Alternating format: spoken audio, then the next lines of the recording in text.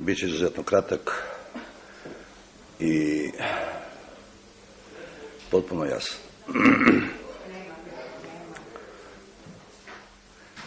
Za ovo vreme saradnje sa gospodinom Stepanovićem mnogo sam naučio. Bilo mi je zadovoljstvo raditi sa ovakvim čovekom i dobio sam velikog prijatelja. Sklopom okolnosti, a najviše rezultati, uticali su da karakter gospodina Stepanovića pokaže još jednom, kao što je pokazao u mnogo slučajeva, da je rođeni pobjednik kao i ja i da je njegov karakter presudio da donese takvu odluku. Predsjednik kluba, govorim u svoje lično ime, do današnjeg dana nije razgovarao ni sa jednim jedinim trenerom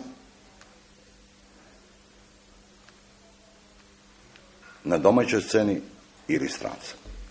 Ni sa jednim jedinim trenerom jednom reč, niti telefonski, niti u ličnom susretu. Tako da, normalno da je to obaveza upravnog odbora da podhitno moramo da tražimo rešenje. Meni je izuzetna čast, prvo da sam bio trener Vojvodine u pravom ili u nekom drugom trenutku, da sam upoznao Batu i kroz ova 3 meseca zahvaljujem i kažem isto da sam sada kad odlazim našao prijatelja koji kod mene je verovatno do kraja života.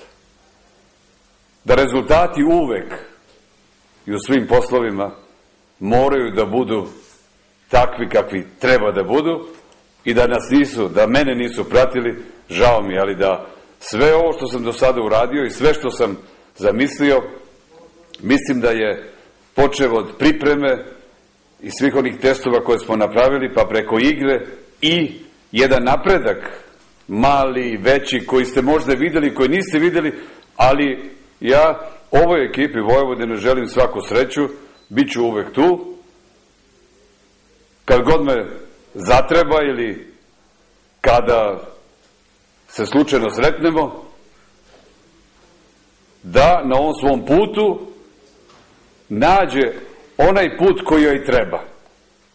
Na kraju krajeva 3 meseca su ostavili i na meni traga. I zato, Bato, još jednom hvala za sve i držim ti dalje pesnice. Biće.